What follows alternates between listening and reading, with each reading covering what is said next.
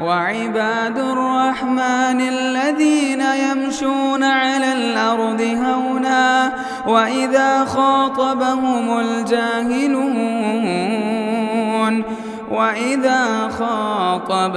الجاهلون قالوا سلاما۔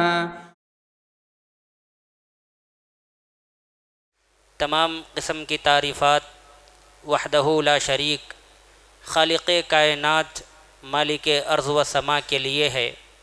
لاکھوں کروڑوں درود و سلام ہو اس ہستی اقدس و مقدس پر جن کا نام نامی اسم گرامی محمد الرسول اللہ صلی اللہ علیہ وسلم ہے۔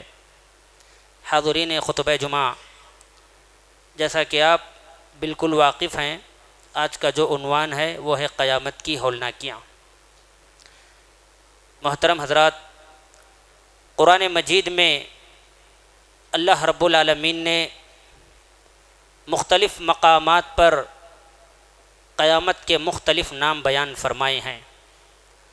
تقریباً 100 سے زائد مرتبہ قرآن مجید میں اللہ رب العالمین نے لفظ قیامت اور اس کے مشتقات کا ذکر فرمایا ہے، یہ بتانے کے لیے کہ دنیا کی زندگی سراسر دھوکے کی زندگی ہے، دنیا کی زندگی لہو لعب کی زندگی ہے، دنیا کی زندگی دھوکے کا سامان ہے۔ وَمَا الْحَيَاةُ الدُّنْيَا إِلَّا مَتَاعُ الْغُرُورِ، یہ دنیا کی زندگی صرف اور صرف دھوکے کا ساز و سامان ہے۔ یہ دنیا کا مال و متاع، یہ مال و دولت، یہ آرام و سکون، یہ بادشاہی و سرداری، یہ جاہ و اجارہ داری، یہ زمین و آسمان، یہ چرند اور پرند، یہ جن اور انسان، یہ شمس و قمر، یہ شجر و حجر، سب کے سب فنا ہونے والے ہیں۔ کل من علیہا فان ویبقى وجہ ربک ذو الجلال والاکرام، اس کائنات کی ہر چیز کو فنا ہونا ہے اور اکیلی ذات اللہ رب العالمین کی ذات باقی رہنے والی ہے۔ یہی وجہ ہے قرآن مجید میں اللہ رب العالمین نے متعدد مقامات پر بنی نوع انسان کو لفظ قیامت اور اس کے مشتقات سے ڈرایا ہے، دھمکایا ہے، متنبہ کیا ہے، تاکہ وہ قیامت کی ہولناکیوں کو، قیامت کی سختی کو پیش نظر رکھ کر اللہ رب العالمین کی عبادت کریں، اللہ کو راضی کریں، اس کے اوامر کو بجا لائیں، اس کے نواہی سے اجتناب کریں، اس کی توحید کو اپنائیں، لا الہ الا اللہ محمد الرسول اللہ کا اقرار کریں، جنت کو حاصل کرنے کی کوشش کریں اور جہنم سے بچنے کی کوشش کریں، اور قیامت کے آنے سے پہلے پہلے، موت کے آنے سے پہلے پہلے قیامت میں نجات کے لیے اپنے آپ کی تیاری کریں۔ یہی وجہ ہے متعدد مقامات پر اللہ رب العالمین نے اس قیامت سے بنی نوع انسان کو، خصوصاً مسلمانوں کو ڈرایا ہے اور دھمکایا ہے۔ قرآن مجید میں ایک مقام پر اللہ رب العالمین نے قیامت کی ہولناکی، قیامت کی سختی کا ذکر کرتے ہوئے کہا فَكَيْفَ تَتَّقُونَ إِن كَفَرْتُمْ يَوْمًا يَجْعَلُ الْوِلْدَانَ شِيبًا السَّمَاءُ مُنْفَطِرٌ بِهِ كَانَ وَعْدُهُ مَفْعُولًا، اگر تم رسول کا انکار کرو گے تو اس دن کی سختی سے کیسے بچو گے جو جوانوں کو بوڑھا کر دے گی اور جس کی ہولناکی سے آسمان پھٹ جائے گا، یہ رب کا وعدہ ہے جو پورا ہو کر رہے گا۔ اللہ اکبر۔ قیامت کی سختی ایسی سختی کہ اس دن بچے بھی بوڑھے ہو جائیں گے اور آسمان بھی پھٹ جائے گا۔ قیامت کا دن ایسا دن ہوگا، قیامت کا دن ایسا دن ہوگا جس میں دل پلٹیں گے۔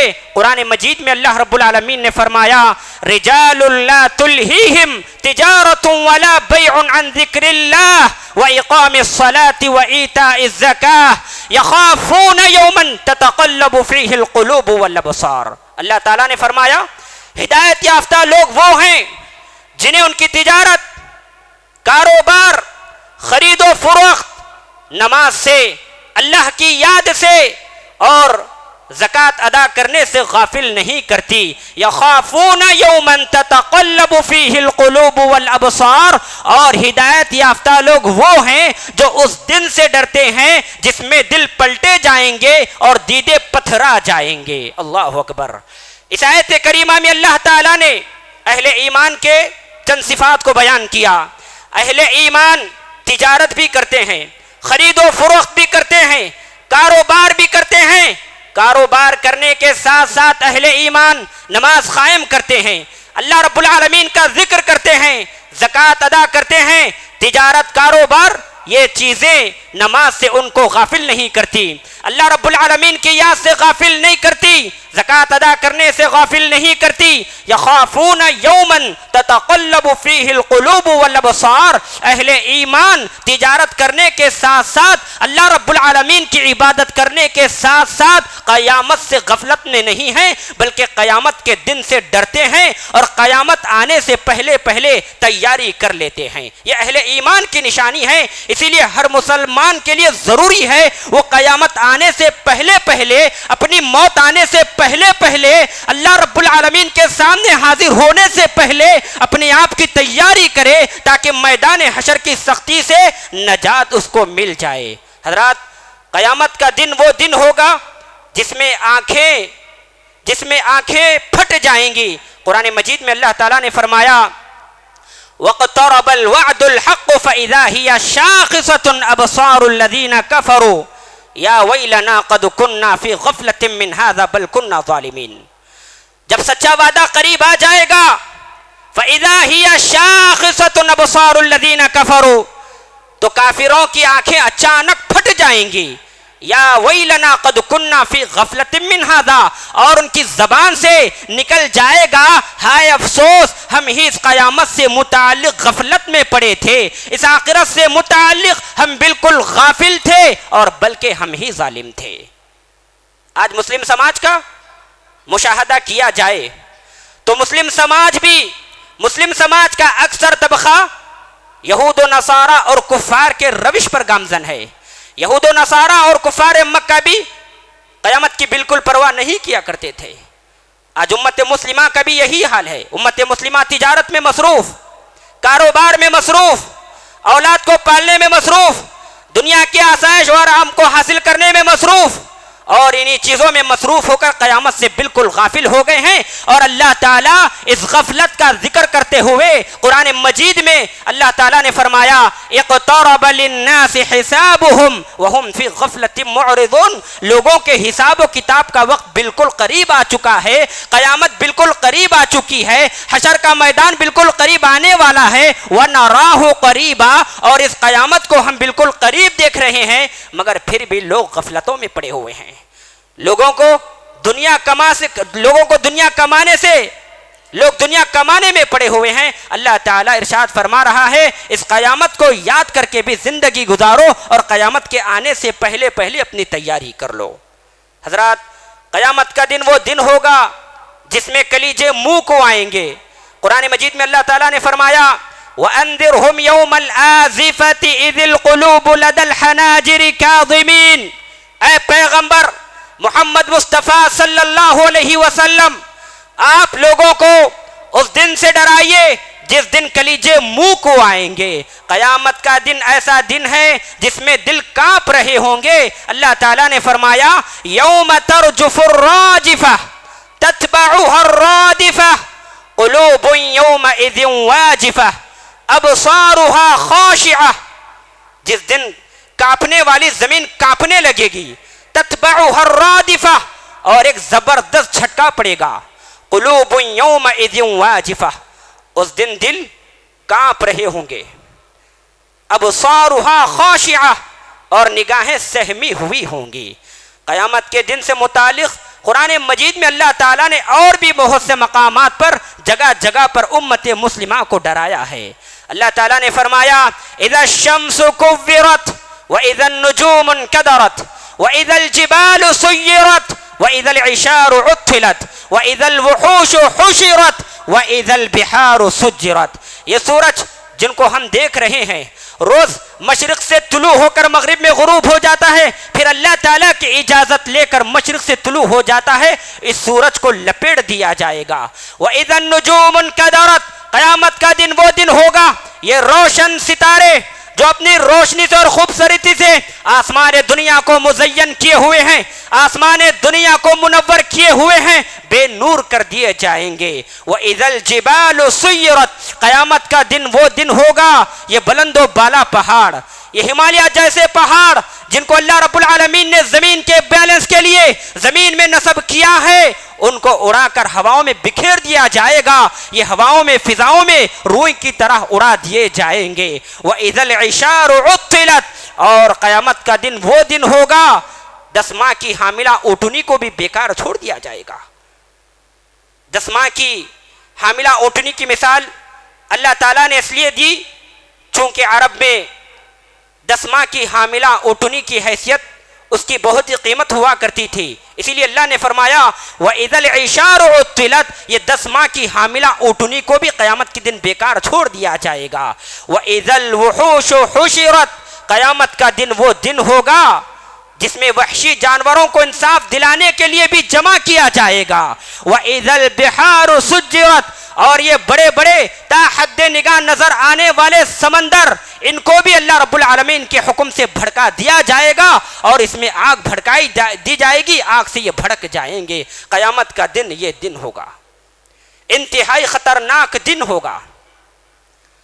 قیامت کیسے قائم ہوگی؟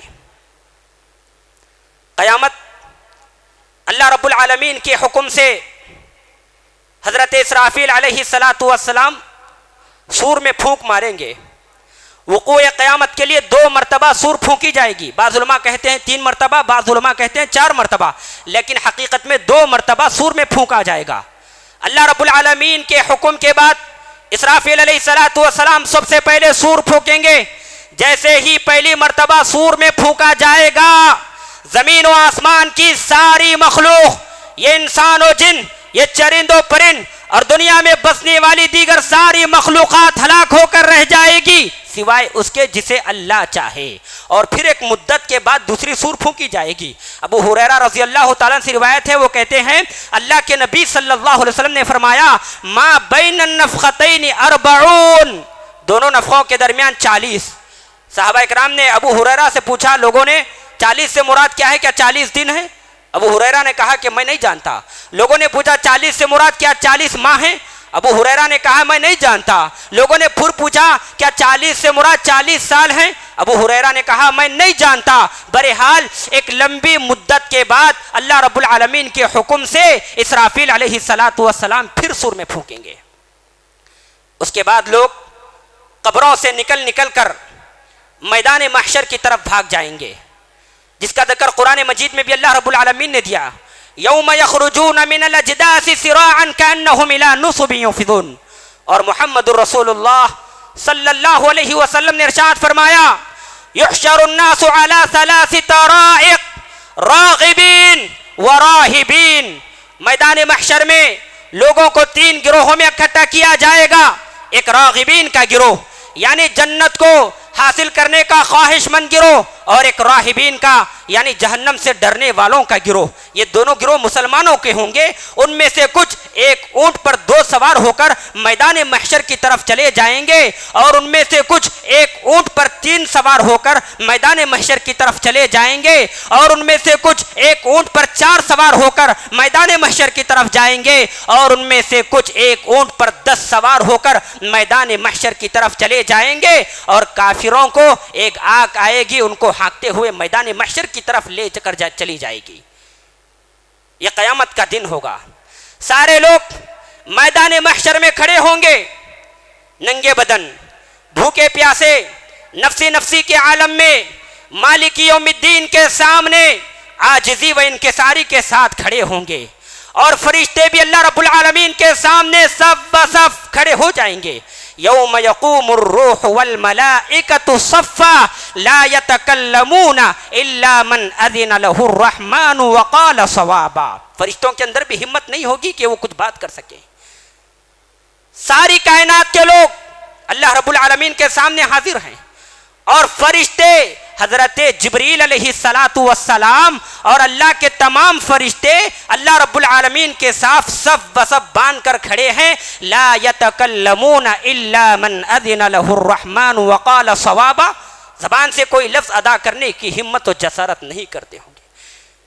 اس میدان محشر میں اندازہ لگائیے، سوچئے، تصور کیجئے میدان محشر کی سختی کو، اس کی ہولناکی کو تصور کیجئے جس کے تذکرے سے صحابہ اکرام بے ہوش ہو کر گر جایا کرتے تھے، جس کے تذکرے سے نبی صلی اللہ علیہ وسلم نے قیامت آنے سے پہلے پہلے اپنی امت کو آگاہ کیا ہے. میدان محشر ہوگا، اللہ رب العالمین سامنے ہوں گے، اللہ تعالیٰ کی آواز آئے گی. میدان محشر کے سناٹے میں اللہ رب العالمین کی آواز گونجے گی، لمن الملک اليوم. آج کس کی بادشاہت ہے؟ آج کس کا اقتدار ہے؟ آج کس کا اختیار ہے؟ لمن الملک اليوم. اقتدار والو، اختیار والو، عزت والو، مال والو، مرتبے والو، منصب والو، شان والو، شوکت والو، ہیبت والو، سطوت والو، بتلاؤ آج کس کی بادشاہت ہے؟ لمن الملک اليوم. اللہ اکبر. اقتدار والے بھی موجود، اختیار والے بھی موجود، بادشاہ بھی موجود، حکمران بھی موجود، راعی بھی موجود، رعایا بھی موجود، حاکم بھی موجود، محکوم بھی موجود، بڑے بڑے ظالم بھی موجود، بڑے بڑے سفاک بھی موجود، بڑے بڑے جبار بھی موجود، بڑے بڑے زوراور بھی موجود، لوگوں کے سامنے تکبر کرنے والے، اترانے والے بھی موجود، اور بڑے بڑے لوگ بھی موجود، لیکن کسی کے زبان سے کوئی لفظ ادا نہیں ہوگا.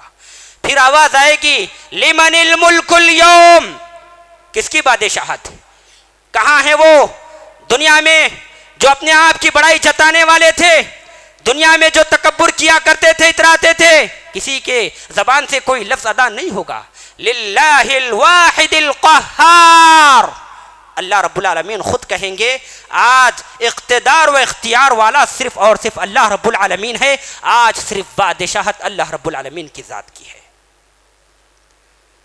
اور تو اور ہیں اللہ رب العالمین کے انبیاء، اللہ رب العالمین کے اولیاء، وہ بھی دم بخود. آدم جیسا نبیوں کا باپ، ساری انسانیت کا باپ سر جھکائے سامنے کھڑا ہوگا.